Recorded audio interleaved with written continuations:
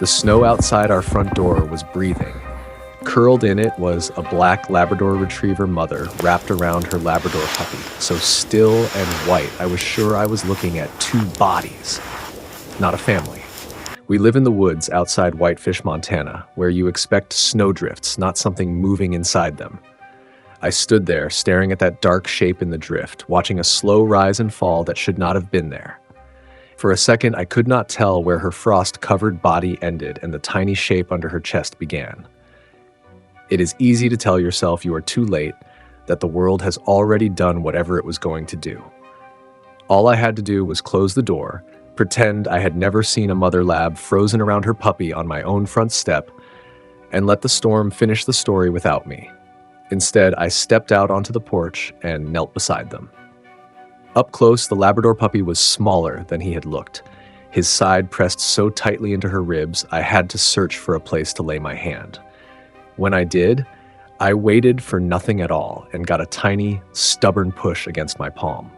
Kneeling there with a barely breathing puppy under my hand and his silent mother wrapped around him, I knew this was one of those choices that does not let you go.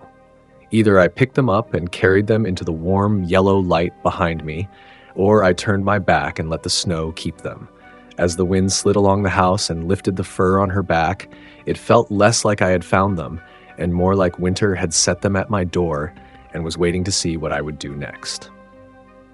My wife was already at the door when I turned back toward the house. She didn't ask questions. She just held it open and stepped out beside me, and together we eased that black Labrador Retriever mother and her Labrador puppy out of the snow and into the light. We moved like people carrying glass. I slid my arms under the mother, feeling how stiff her legs were, how her body stayed curled around him even when I lifted. My wife gathered the puppy and the heavy folds of the blanket we'd thrown over them, and we shuffled down the hallway toward the bathroom. The tile was cold, so we covered it with old bath mats and laid them gently on top. The small space filled up with steam from a little electric heater humming in the corner. She started piling warm towels out of the dryer, one after another, building them around that frozen pair like a soft, dry snowbank that was finally on their side. The mother lab barely reacted. Every now and then a shiver ran through her, the kind that starts somewhere deep and has to fight its way out. The puppy stayed pressed into her chest, a dark comma against her ribs, legs tucked tight, breath so thin I had to lean in to find it. I was afraid to touch them more than I already had. Not because they were fragile, but because I was. You learn, after enough losses, that opening your hand can hurt worse than keeping it closed. Still, I slid my palm along the towel until it rested near the puppy's face. For a long moment, nothing changed. Then, from somewhere inside that little bundle came the softest whimper, and his cold nose bumped into my hand like he was trying to hide there. We called the vet in Whitefish with the bathroom door half closed, speaking low like the dogs could break if we raised our voices. He listened while we described the black Labrador Retriever mother and her Labrador puppy, then told us to keep them warm, keep them quiet, and bring them in later if they stayed stable. Stable. That was a big word for two souls who had just come in from the snow. But it gave us something to hold on to. We looked at each other in that cramped hallway and said what people always say when they are already farther in than they admit. Just a few days, my wife said, just until we know what's going on. Inside, the mother lab lay like carved stone. She didn't look at us when we came in. Her eyes tracked only the small rise and fall of the puppy at her chest, as if the snow was still pressing in and she was the only thing holding it back. My name is Kevin, and years ago, when my first lab took her last breath on a clinic floor, I walked out telling myself I was done with this kind of hurt. No more bowls by the door, no more fur on the couch, no more empty leashes hanging on hooks. Now I was back on a bathroom floor, knees aching, watching another Labrador puppy fight for space in this world, and all I could think was how quickly that old promise was coming apart. I slid my hand toward him to straighten the towel, to give him just a little more room to breathe. Before I could touch him, the mother's paw tightened around his tiny body, eyes still closed, her grip saying more clearly than words that whatever had been frozen out there in the snow, something inside her was not finished yet. We fell into a rhythm faster than I expected. Every few hours, we were back on that bathroom floor, coaxing the mother to drink from a shallow bowl, sliding a little soft food toward her, watching her eyes follow every move and then drift back to the rise and fall of her baby. We checked the little one constantly, touching his belly, making sure he was warm, watching his mouth find his way to her. Each time he latched on, my wife would let out a breath like she'd been holding it for minutes. It's funny how quickly your whole day can shrink down to whether or not one tiny mouth is moving. We dragged an old mattress from the guest room and laid it right outside the bathroom door. One of us would sleep for a few hours while the other listened to the soft sounds from inside. A twitch of claws on tile, a sigh, a quiet whimper from the Labrador puppy if he shifted in his sleep. When it was my turn on the mattress, I lay there with my hand on the crack under the door, just to feel some kind of connection. On the third day, he surprised us. My wife set down a small dish of water close to his nose, and instead of ignoring it, he sniffed, stretched forward on wobbly legs, and took a few serious, determined laps. She laughed under her breath and said, "Look at you, little button," like the name had been waiting the whole time.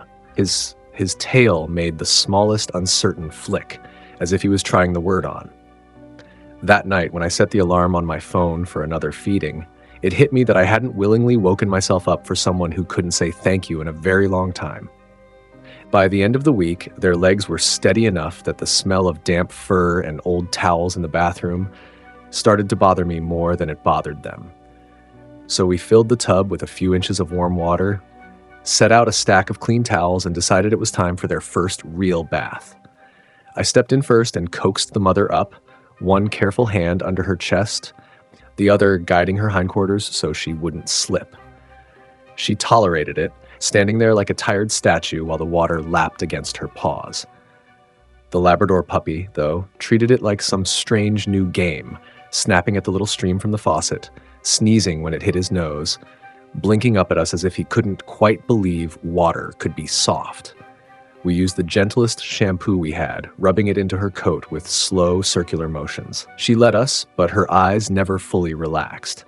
They stayed on him, tracking every wobble and splash, like she was ready to snatch him away the second the water turned against them. Halfway through, a pickup rolled by out on the road, tires crunching over the frozen gravel.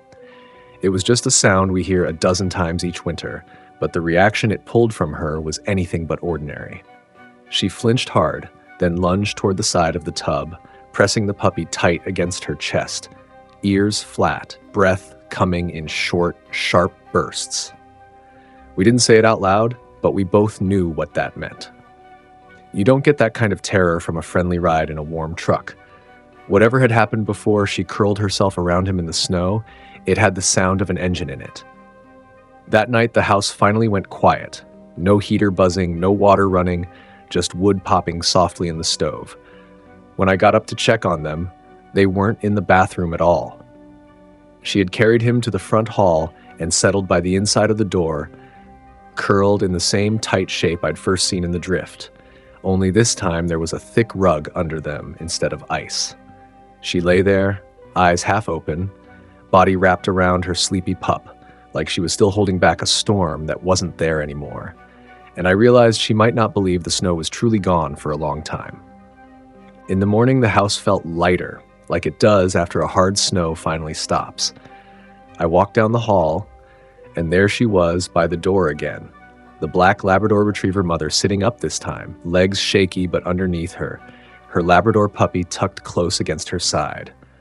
When I reached for the knob, her body leaned toward the seam of the door before it even opened. Not a lunge, just a slow pull, like something out there still had a hold on her. I slipped an old collar around her neck, the one that had hung unused by the coat rack for years, and eased the door open a few inches at a time. The cold met us first, sharp and clean. She stepped out onto the porch, one careful paw, then another, while the puppy sat just inside, watching from the threshold with his head tilted, as if the whole world was that strip between rug and snow. She went straight to the spot where we had first found her, nose to the boards, breathing in long, deliberate pulls of air. Then she moved in a small circle, smelling the edges of that memory, tracing something only she could see. When she finished, she stood there, staring into the trees like she was listening for an engine that wasn't coming. I didn't say a word. I just stood beside her and let her decide. After a long minute, she let out a slow breath I could feel more than hear, turned her back on the tree line, and walked herself inside without any pressure on the leash. The puppy scrambled to his feet to greet her, climbing over my slippers to get to her chest. She went past the empty food bowls, past the folded blankets on the floor, and stopped where I had planted myself in the doorway. Then she lowered herself down and laid her head, not on the rug, not on the water dish, but gently across my foot, like she needed to be sure I wasn't going anywhere either. A few days later, when everyone was finally walking more than they were wobbling, we called the little rescue group in town. They sent a volunteer up the mountain road in an old SUV with a cracked rescue sticker on the back window. By the time she knocked, the mother was lying on a blanket in the living room, and her puppy was tucked against her belly like he'd been poured there. The woman came in slow, talking more to them than to us. She knelt down a few feet away, letting them smell the air around her before she moved any closer. After a minute, she reached out, gentle and practiced, checking ears, gums, the way the puppy held his weight on his legs. She smiled and said that with a temperament like that and a mama like this, they wouldn't have any trouble finding a good home if no one claimed them, especially being a Labrador family. While we talked about posters at the feed store and a scan for a chip, the little one scooted across the blanket until his side pressed into my ankle. He sat there, leaning on me like I was just another piece of furniture he trusted.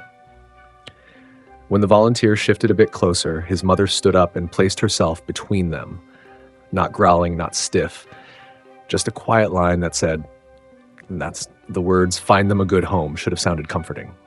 Instead, they felt like someone had reached into our kitchen and started moving chairs without asking. Our days were already wrapped around their feeding times and slow walks to the door. The volunteer looked up and asked if we were ready to foster them a little longer. Before I could think about it, I heard myself say, "We're not just fostering anymore." Even I was surprised by how certain it sounded coming out of my mouth. Once we said out loud that they weren't leaving, the house adjusted faster than we did. Mornings started with leashes instead of coffee, short walks along the packed trail behind the cabin, the mother moving slow and sure while her Labrador puppy bounced at the end of his little lead, discovering every branch like it was new. We didn't go far. Just a loop under the trees, long enough for them to smell the day and for us to remember what it felt like to move at their pace instead of our own. She kept an eye on him the whole time, ears relaxed now, tail low but not tucked, learning that snow could mean play and not just survival. Baths turned into more of a comedy than a rescue mission. The Labrador puppy launched himself out of the tub the second the water stopped, skidding across the mat, shaking so hard he decorated the mirror, the walls, and both of us in a fresh coat of drops. She stood in the tub and watched, patient, like a tired mother at a playground she was finally starting to trust. Her eating changed too. Those first days, she gulped her food like someone was counting down behind her. Now she finished half a bowl and then paused to lean into my hand when I scratched her chest, eyes soft, jaw loose, as if she had finally decided the kibble would still be there. Sometimes in the evenings, she would cross the room on her own and lower her head into my lap without a sound. I would lay my hand on the curve of her neck and feel the steady weight of a dog who had decided that, for the moment at least, she was allowed to rest. The house followed their lead. A basket of toys appeared by the couch, almost without us deciding to put it there. Old blankets turned into dog beds by the wood stove, and more nights than not, my wife and I took the chairs while the best spot by the fire went to 4 warm paws. There was one habit the mother picked up that we never taught her. Every night, after the lights were off and the house went quiet, she would slip into the front hall, pick up some forgotten thing from the corner, a lost mitten, a scarf, a hat, and carry it gently to the rug where she and her puppy slept. Piece by piece, she was gathering us in, pulling every stray part of this place closer to where her little family lay. It was on one of those soft winter afternoons when the sky felt closer to the roof than usual. The mother lab kept going back to the same spot on the front steps, nose pressed to a little patch of packed snow right beside the railing. She'd scratch at it with one paw, stop, circle, then come back like she could hear something under there that I couldn't. At first, I told her gently to leave it, thinking maybe some old food smell was trapped in the ice. But she wouldn't stop. Each time we came out, she went straight to that place, digging a little deeper, breath coming in sharp white puffs. Finally, I brought out a shovel. "If you're this sure," I told her, "we might as well see what you're arguing with." I chipped away at the crust she'd started, pushing down past the fresh snow into older, harder layers that hadn't seen daylight in a long time. The metal hit something with a dull, familiar clink. Not rock, not wood. I knelt and brushed away the slush with my gloves until the corner of a small tin box showed through, edges rusted, lid tight. When I lifted it out, my stomach dropped. I knew that box. I was the one who had buried it years ago. Inside was a worn collar with a tag from the lab we lost long before this black Labrador Retriever mother and her Labrador puppy appeared, and a few small things I hadn't wanted to look at anymore. The drift where I'd found them had been almost exactly over this spot. Later, sitting on the steps with the new puppy, asleep across my knees and that old collar in my hand, I couldn't help wondering how long my own life had been sitting there under the ice, waiting to be dug up. After I found that old collar, the question of whether they were staying stopped feeling like a question. My wife and I sat at the kitchen table that night, with the tin box between us and two sleeping shapes by the stove, and both of us knew we weren't looking at guests. We were looking at family. We'd been calling the puppy Button for a while without meaning to, and it fit him the way he fit against our legs, small and determined and impossible to ignore. His mother needed something softer than the winter she'd come through. We watched her breathing in the firelight, black coat shining again, and my wife said, "She feels like velvet to me." The name slid into the room and settled on her like it had always been there. We called the rescue and told them we wanted to sign whatever needed signing so that Velvet and her Labrador puppy were officially ours. Then we asked something I never thought I'd hear myself say. We asked how else we could help. Money was easy, but out here near Whitefish, what they needed most was space and people who wouldn't flinch at the work. So we offered our cabin as a foster stop for the ones no one else could take right away. The ones dropped at the edge of town or left in ditches when the weather turned. It didn't take long. A week later, they pulled up with a thin hound mix in the back, eyes wide, ribs showing, smelling of fear and road dust. We brought him inside slowly, let him stand in the doorway while Velvet watched from her blanket. Button pressed into her side. She got up, walked over, and did what no form or promise could do. She sniffed him from nose to tail, then turned back to the bed and lay down, leaving just enough space at her other side for him to join them if he wanted. Button scooted over without a thought, like making room in their little circle was the most natural thing in the world. Standing there in that quiet living room, I looked at the black lab I'd once found frozen in a snowbank, now stretched around a wiggly puppy and a shaky newcomer, and realized she'd somehow become the shelter I never had the courage to be on my own. A couple of months slipped by like that, with winter still hanging over the trees outside Whitefish, while our house slowly turned into something else. The silence we'd lived with for years got replaced by the sound of nails on hardwood, Labrador snorts from Velvet, and the clumsy thump of Button missing his jump up onto the couch. Every morning they were waiting at the door before I even had my boots on. Velvet would sit steady on the top step, watching the tree line, while Button bounced in front of her like he could scare the cold away just by existing. When we came back in, they settled at our feet while we drank coffee by the window, chests rising and falling in time like the whole cabin was breathing with them. We kept saying yes to the rescue when they called. A shy shepherd mix for a week. A senior spaniel for 10 days who needed soft food and a softer place to sleep. Each time a new dog walked through the door, Velvet greeted them with that slow, careful sniff, then turned and led them to the best spots, like she was giving them a tour of a life she'd only just learned herself. In the evenings, we started eating more and more meals on the floor. Plates on the coffee table, socks and tails and noses all tangled together. You tell yourself dogs have their own bowls, their own beds, but then you look down into eyes like theirs, and suddenly there's a little bit of your dinner on the end of a hopeful nose. The routines we thought we'd left behind came without fanfare. Walks at dusk with a string of leashes in one hand, towels permanently drying by the door, toy squeaks under the furniture where Button liked to stash his prizes. Sometimes, late at night, I'd stand on the porch with Velvet leaning against my leg and Button pressed into her side, and I'd look out over the snow and the dark line of the road.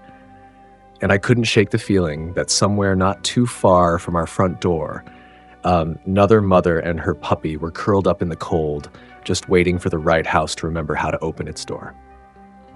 Some nights now I lie awake and listen to the sounds of this house, and most of them wear 4 paws. Velvet's slow, steady breathing by the stove. Button's soft puppy dream noises from the bed we swore would stay dog-free and never did. The little shuffle of a foster guest turning over in his sleep, safe for at least one more winter.